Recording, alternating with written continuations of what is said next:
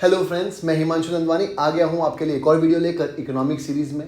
मैंने हर एक सब्जेक्ट की पूरी प्लेलिस्ट बनाई है। तो अगर आप मेरे चैनल पर नए हैं तो प्लीज़ मेरी प्लेलिस्ट को देख लीजिएगा, जिसमें सारे के सारे वीडियोस लाइन में हैं। तो अगर आप सेम 6 बीकॉम में हैं तो आप पूरे वीडियोस देख सकते हैं फ्री ऑफ कॉस्ट और अच्छे मार्क्स से पास हो सकते हैं।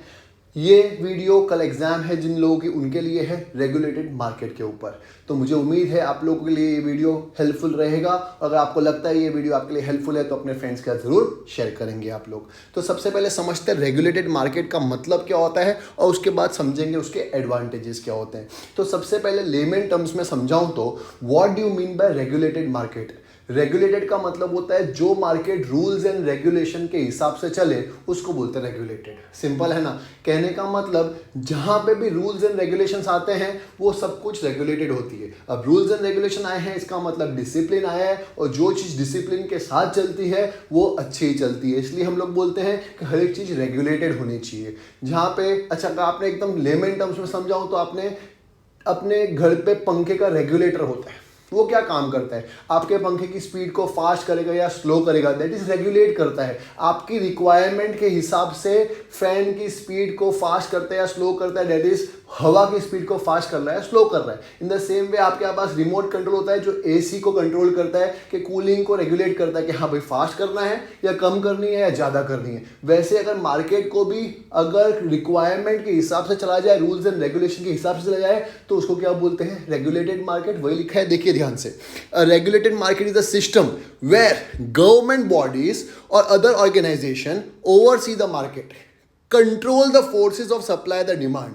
क्या कंट्रोल करता है, गवर्नमेंट ओवरसी करती है और उसको कंट्रोल करती है, किसको, the forces of supply and demand, के डिमांड एंड सप्लाई को कंट्रोल करती है। ऐसा नहीं होना चाहिए कि डिमांड बहुत ज्यादा है सप्लाई है ही नहीं, या सप्लाई दुनिया भर के डिमांड है ही नहीं। तो ऐसा नहीं होना चाहिए, डिमांड और सप्लाई का संतुलन बना रहना चाहिए। उसको रूल्स एंड रेगुलेशन के हिसाब से जब गवर्नमेंट कंट्रोल करेगी उसको हम लोग क्या बोलेंगे, रेगुलेटेड मार्केट। एकदम ईजी, वो लिखा है, and to some extent regulate market action, और मार्केट के एक्शन को भी कुछ हद तक कंट्रोल करती है। In such market regulation determine who is allowed to participate, और रूल्स एंड रेगुलेशन के हिसाब से चलेगा, कोई भी एरा गेरा नत्थु गेरा नहीं आ जाएगा बीच में। तो रूल्स एंड रेगुलेशन के हिसाब से ही चलेगा कौन पार्टिसिपेट कर सकता है कौन नहीं कर सकता। फॉर एग्जांपल आपको पता है स्टॉक मार्केट, तो स्टॉक मार्केट भी रेगुलेटेड मार्केट है, रूल्स एंड रेगुलेशन के हिसाब से चलती है। मेरे को 10 रुपए है, चलो मेरे को एक शेयर दे दो, ऐसा नहीं होता है।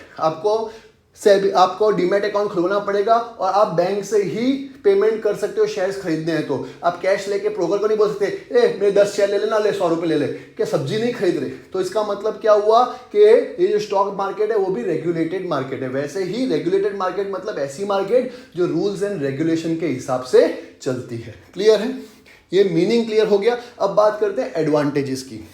तो अभी आपको दिख रहे होंगे एडवांटेजेस, दिख रहे हैं एडवांटेजेस ऑफ सच मार्केट। तो पहला हो गया प्रिवेंटिंग एक्सप्लॉइटेशन। देखिए जहां पे भी रूल्स एंड रेगुलेशन आएंगे वहां पे किसी का चीटिंग नहीं होगी, सब कुछ रूल्स एंड रेगुलेशन के हिसाब से चलेगा, तो एक्सप्लॉइटेशन नहीं होता है। तो वो लिखा है इट प्रिवेंट्स मोनोपोलीज, कहीं पे भी मोनोपोली नहीं होगी, कोई भी एक मनमानी नहीं चलाएगा किसी की भी, किसी एक पर्सन के पास सारी की सारी पावर नहीं होगी। तो रूल्स एंड रेगुलेशन के हिसाब से चलेंगे तो क्या होगा, मोनोपोली हम लोग क्या कर सकते हैं, अवॉइड कर सकते हैं, कंज्यूमर को प्रोटेक्ट कर सकते हैं ताकि उनके साथ अनफेयर ट्रीटमेंट ना हो। तो पहला पॉइंट एकदम इजी है, प्रिवेंट एक्सप्लॉइटेशन, किसी का भी एक्सप्लॉइटेशन नहीं होगा। कैसे नहीं होगा, तो मोनोपोली नहीं क्रिएट होगी। मोनोपोली क्रिएट नहीं होगी इसका मतलब क्या है, कंज्यूमर हमेशा प्रोटेक्टेड रहेगा अनफेयर ट्रीटमेंट से। एकदम इजी। दूसरा आता है एनकरेजिंग कंपटीशन। देखिए जहां पे रूल्स एंड रेगुलेशन होते हैं वहां पे कंपटीशन अच्छा ही होता है, जितना ज्यादा कंपटीशन है उतना अच्छा है कंज्यूमर के लिए भी। तो वो लिखा है एनकरेजेस कंपटीशन, कंपटीशन एनकरेज होगा, रूल्स एंड रेगुलेशन फॉलो होंगे, कंज्यूमर को ज्यादा चॉइसेस मिलेगी। मैंने अभी आपको बताया जितना ज्यादा कंपटीशन उतने अच्छा कंज्यूमर के लिए कि उनको ज्यादा चॉइस मिलती है। इजी। थर्ड है मिटिगेटिंग नेगेटिव एक्सटर्नलिटीज, मतलब कोई थर्ड पर्सन या कोई बाहर की चीजें नहीं आएगी। In the same way environment भी प्रोटेक्टेड रहेगा। तो इसका मतलब क्या, रूल्स एंड रेगुलेशन रहेगा तो एनवायरमेंटल एंड सोशल इंपैक्ट कम से कम होगा, पोल्यूशन कंट्रोल में रहेगा। क्यों, हर एक जगह पे रूल्स एंड रेगुलेशन है। तो जैसे अगर कोई भी चीज ज्यादा हद से ज्यादा बाहर जा रही है तो वो नहीं चलेगा। क्यों, क्योंकि वहां पे रूल्स एंड रेगुलेशन आएंगे कि ये नहीं कर सकते। तो एग्जांपल है कि एनवायरनमेंट के ऊपर भी कम से कम डैमेज होगा क्योंकि वो भी रूल्स एंड रेगुलेशन के हिसाब से चलेगा। तो ये जो हम लोग रेगुलेटेड मार्केट पढ़ रहे हैं सिर्फ और सिर्फ एग्रीकल्चर के हिसाब से नहीं पढ़ रहे, कोई भी रेगुलेटेड मार्केट के एडवांटेजेस के हिसाब से पढ़ रहे हैं। चौथा, कंज्यूमर राइट्स एंड सेफ्टी। देखिए जहां पे रूल्स एंड रेगुलेशन होते हैं वहां पे सेफ्टी प्रिकॉशंस भी बढ़ जाते हैं।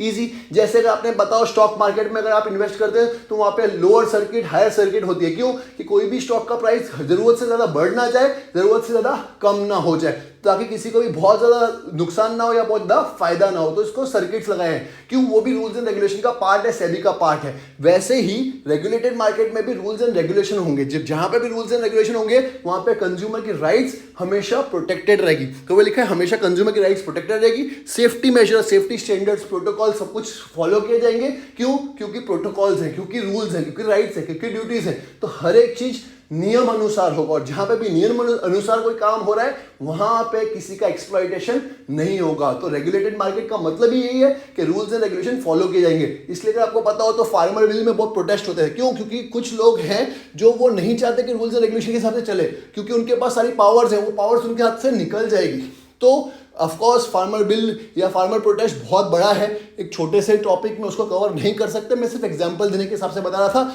मैं ना फार्मर्स के अगेंस्ट हूँ, ना बीजेपी के साथ हूँ, ना बीजेपी के अगेंस्ट हूँ। मैं किसी भी गवर्नमेंट को प्रोटेक्ट या डिफेंड करने के लिए यहाँ पे नहीं बैठा, मैं सिर्फ एग्जाम्पल दे रहा हूँ। वैसे I am a good huge Modi fan. आगे बढ़ते हैं, बैलेंसिंग इंटरेस्ट। अब बात करते हैं इंटरेस्ट की, बात करते हैं तो balance between various stake holder. देखिए जहां पे भी रेगुलेशन की बात आती है, रूल्स एंड रेगुलेशन की बात आती है, वहां पे हमेशा बैलेंस बना रहता है। किसके बीच में? कंज्यूमर, प्रोड्यूसर, सबके बीच में। हर एक चीज नियम के अनुसार होगी तो बैलेंस बना रहेगा। किसी भी चीज का ओवर सप्लाई या शॉर्टेज नहीं होगा। हम लोग भी यही चाहते हैं, कोई भी चीज हद से ज्यादा महंगी ना हो जाए, या ऐसा नहीं होना चाहिए कि कुछ ज्यादा ही क्वांटिटी में आ गई तो इसका मतलब उसकी वैल्यू खत्म हो गई। तो ऐसा भी नहीं चाहिए, ना शॉर्टेज हो ना ओवर सप्लाई हो। और वो तभी हो सकता है जब रूल्स एंड रेगुलेशन फॉलो होंगे। सिंपल है। आगे, the prevent undue concentration of power. और वैसे ही किसी भी एक पर्सन के पास दुनिया भर का पावर नहीं होना चाहिए। दैट इज अनड्यू पावर किसी के लिए खतरनाक हो सकता है, चाहे वो देश का लीडर हो, चाहे कोई कॉमन मैन हो। अनड्यू पावर या किसी भी एक पर्सन के पास ज्यादा से ज्यादा पावर नहीं होनी चाहिए। It has to be distributed among everyone. और वो तभी हो सकता है जब रूल्स एंड रेगुलेशन फॉलो। एकदम ईजी था। ये क्या थे? एडवांटेजेस थे। किसके? रेगुलेटेड मार्केट के। ऑफकोर्स हर एक सिक्के जो होते हैं उसके दो पहलू होते हैं, कुछ एडवांटेजेस होते हैं तो कुछ डिसएडवांटेजेस भी होते हैं। तो वो लिखा है, remember that regulation have benefits. अगर बेनिफिट्स है then they can also in unintended consequences. तो इसका मतलब क्या है? अनइंटेंडेड कॉन्सिक्वेंसेस भी हो सकते हैं। जहां पे भी हम लोग बोलते हैं अच्छाई है तो उसके सामने बुराई भी है ही। हर एक सिक्के के दो पहलू होते हैं, मैंने अभी आपको बताया। तो फायदे हैं तो कुछ अनइंटेंडेड कॉन्सिक्वेंसेस भी हैं। लेबर यूनियन जैसे अटक सकती है। फॉर इंस्टेंस में लॉबी, वो लोग अपनी लॉबी क्रिएट कर सकते हैं कि नहीं हमको नहीं मंजूर, ये सब हमारे राइट्स को कुचला जा रहा है एंड सो ऑन। तो ऐसे बहुत सारे प्रोटेस्ट हो सकते हैं, स्ट्राइक्स हो सकती है, लॉकआउट्स हो सकते हैं इनके खिलाफ, रेगुलेटेड मार्केट के खिलाफ। And then grant exclusive job access हो सकता है, उनको चाहिए हो कि हाँ हमको तो क्या चाहिए, रिजर्वेशन चाहिए। जैसे अभी फार्मर प्रोटेस्ट में होता है कि हाँ भाई हमको ये सब नहीं चाहिए, फार्मर बिल ही नहीं चाहिए, फार्म बिल ही नहीं चाहिए। तो इसका मतलब प्रोटेस्ट भी अगेंस्ट हो सकते हैं। तो हर एक चीज के प्रोज होते हैं तो वहां पे कॉन्स भी होते हैं। तो कोई भी चीज को समझने के लिए या ओपिनियन बनाने के लिए प्रोज एंड कॉन्स दोनों को स्टडी करना बहुत जरूरी है। मुझे उम्मीद है अभी फिलहाल आपका एग्जाम ओरिएंटेड ये वीडियो होगा और आपको समझ में आया होगा रेगुलेटेड मार्केट क्या होता है, उसके एडवांटेजेस क्या होते हैं। अगर आपको लगता है ये वीडियो इफेक्टिव था तो अपने फ्रेंड्स के साथ जरूर शेयर करिएगा। ऑल द वेरी बेस्ट जिसकी भी एग्जाम है। Bye bye.